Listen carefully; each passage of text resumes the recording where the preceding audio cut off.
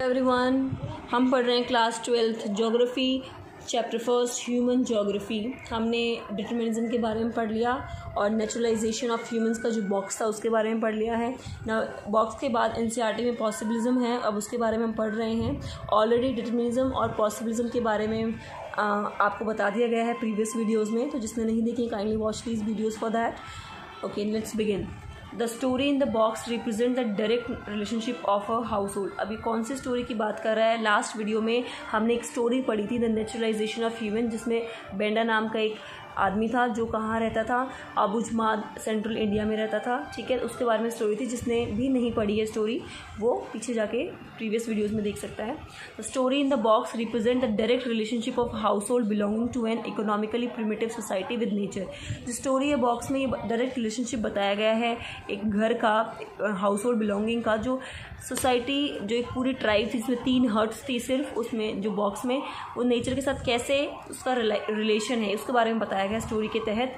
Read about other primitive societies, ऐसी societies के बारे में और पढ़ो which live in complete harmony, जो सिर्फ विद देयर नेचुरल एनवायरनमेंट, मतलब जो बिल्कुल नेचुरल एनवायरनमेंट के साथ हार्मनी, मतलब एक साथ बिल्कुल मिलके रहती हैं। You will realize that in all such cases nature is a powerful force.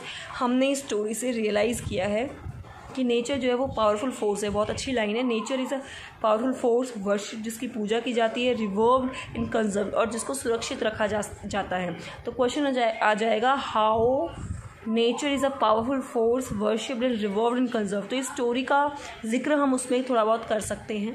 ठीक है, और नेचर इंपॉर्टेंट किस में था हमारा? एनवायरमेंटल डिटरमिनिज्म के में, उसमें भी हम उसकी बातें भी हम इंक्लूड कर सकते हैं। तो this line is very important. There is direct dependence of human beings on nature for resources which sustain them. Direct dependence होता है ह्यूमन बींग्स का नेचर के ऊपर फॉर रिसोर्सेज। किस लिए होता है? नेचर पर किस लिए डिपेंड करते हैं वो? रिसोर्सेज के लिए, विच सस्टेन देम, जो उसे जीवन यापन में रिक्वायर्ड होते हैं। Right, the physical environment for such societies, जो फिजिकल एनवायरनमेंट होता है उन सोसाइटीज़ का, बिकम्स द मदर नेचर। उसे हम क्या बोलते हैं? वो अपने नेचर को क्या बुलाते हैं? Mother nature. मतलब नेचर इनका सब कुछ है जो उनको सब सारे रिसोर्सेज प्रोवाइड करता है। Okay, the people begin to understand the environment and the forces of nature with the passage of time. लोग जो है उन्हें समझना शुरू कर दिया था एनवायरनमेंट एंड जो नेचर के जो फोर्सेस हैं, जो ताकतें हैं नेचर्स की, जो फीचर्स हैं नेचर्स के, एनवायरनमेंट और नेचर के जो फोर्सेस हैं उनको धीरे धीरे समझना, टाइम जैसे बीता गया लोगों ने समझना शुरू कर दिया।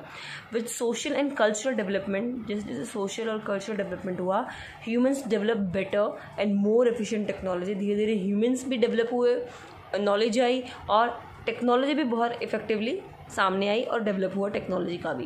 दे move from a state of necessity to a state of freedom. पहले लोग सिर्फ ज़रूरत तक की चीज़ों तक सीमित थे, अब वो फ्रीडम पर आ गए हैं। मतलब चीज़ें उनके पास, जो रिक्वायर्ड चीज़ है, नेसेसिटीज़ है, उससे ज़्यादा चीज़ें होती हैं अब उनके पास due to technology.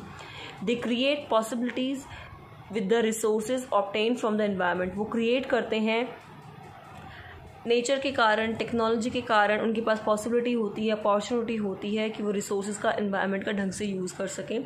The human activities create cultural landscape, और ह्यूमन एक्टिविटीज़ के द्वारा एक कल्चरल लैंडस्केप क्रिएट किया जा सकता है। The imprints of human activities are created everywhere. Imprints मतलब यहाँ होता है हमारा छाप जो है ह्यूमन एक्टिविटीज़ की, वो हर जगह है। हेल्थ रिसोर्ट, जैसे ह्यूमन्स ने टेक्नोलॉजी का यूज़ करके क्या क्या बना लिया। हेल्थ रिजॉर्ट ऑन हाईलैंड्स पर हेल्थ रिजॉर्ट। ह्यूज अर्बन स्प्राउल्स, मतलब अर्बन का जो अर्बन एरिया का है उसका विकास हुआ। फील्ड्स, खेत, ऑर्चर्ड्स, मतलब फ्रूट्स वगैरह का जो मैदान होते हैं वो। पेस्चर्स एंड प्लेन्स, चरवाहे जो होते हैं वो प्लेन्स में पाए जाते हैं और या वो रहते हैं वहाँ।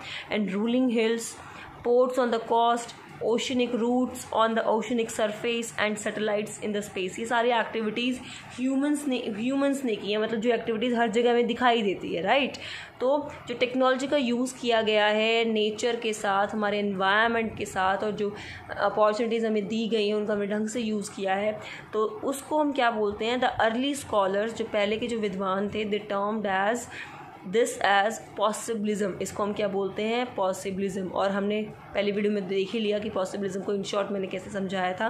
तो बस आपको कंसेप्ट क्लियर होना चाहिए, बाकी ये सब चीज़ें आप फिर आराम से लिख सकते हैं।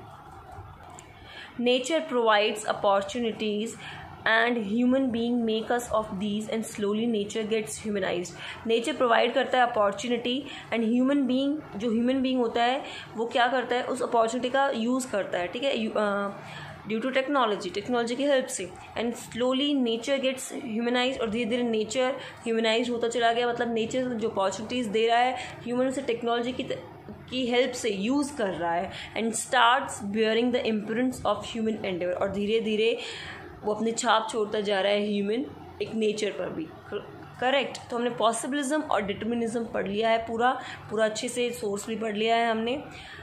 अब इसके बाद एक बॉक्स है हमारा ह्यूमनाइजेशन ऑफ नेचर, वो हम नेक्स्ट वीडियो में पढ़ेंगे। Thank you.